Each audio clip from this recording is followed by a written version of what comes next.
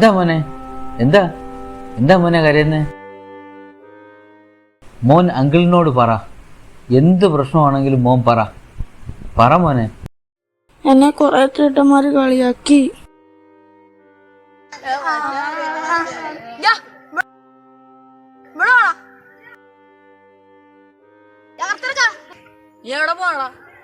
വീട്ടിൽ പോണു. കാട്ടിപ്പറമ്പി.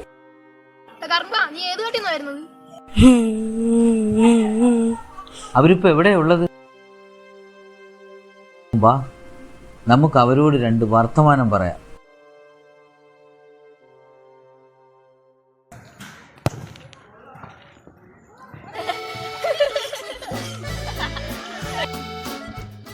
ദോ അവരാ. ഇവരായിരുന്നോ? എന്തിനാ പേടിക്കുന്നത്? നടന്നു വാ മോനെ.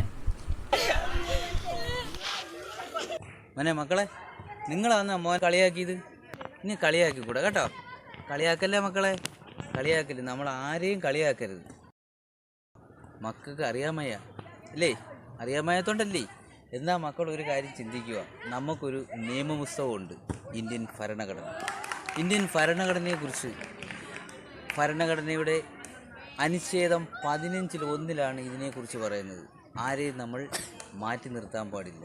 സമൂഹത്തിൽ നമ്മളെല്ലാവരും ഒരമ്മ പെറ്റ മക്കളെ പോലെയാണ് നമ്മൾ കഴിയേണ്ടത്. നിറത്തിൻ്റെ പേരിലൊന്നും നമ്മൾ ആരെയും മാറ്റി നിർത്താൻ പാടില്ല മക്കൾ. അതുകൊണ്ട് ഇത് പറയരുത്, പറയാൻ പാടില്ല. ആരെങ്കിലും ഉണ്ടെങ്കിൽ അവരെ നമ്മൾ പറഞ്ഞ് മനസ്സിലാക്കണം. അതാണ് നമ്മുടെ ഇന്ത്യൻ ഭരണഘടന. അതിലെല്ലാം ഉണ്ട് മക്കളെ. നമ്മൾ ഇന്ത്യൻ ഭരണഘടനയെക്കുറിച്ച് പഠിക്കണ്ടേ മക്കളെ? പഠിക്കണം. പഠിച്ചാൽ മാത്രമേ നമുക്ക് അതിനെക്കുറിച്ച് കൂടുതൽ അറിയാനും നമുക്ക് അതിനനുസരിച്ച് പ്രവർത്തിക്കാനും കഴിയും.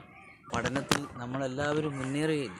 പക്ഷേ നമ്മുടെ ഇന്ത്യൻ ഭരണഘടനയെക്കുറിച്ച് അറിയണ്ടേ മക്കളെ? അതുകൊണ്ട് ഇനി സഹോദരങ്ങളെപ്പോലെ നിങ്ങൾ കഴിയണം. അതാണ് വേണ്ടത് കേട്ടോ മക്കളെ. ഇനി അവരോട് ഒപ്പം കളിക്കണം കേട്ടോ.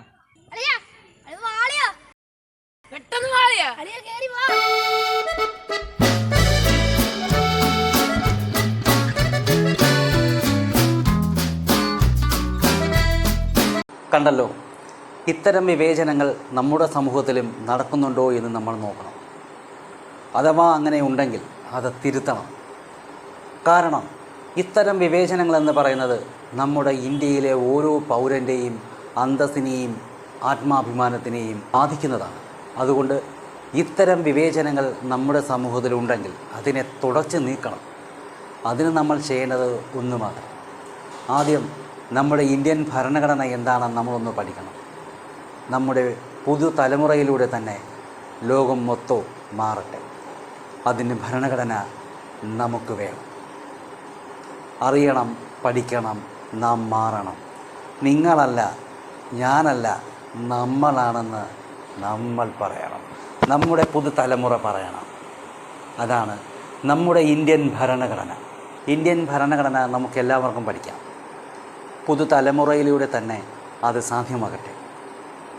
നമ്മുടെ മാറ്റം, നമ്മുടെ നാടിൻ്റെ മാറ്റം, നമ്മുടെ രാജ്യത്തിൻ്റെ മാറ്റം, നമ്മുടെ ലോകത്തിൻ്റെ മാറ്റം തന്നെയാകട്ടെ. മാറ്റമാണ് നമുക്ക് ആവശ്യം.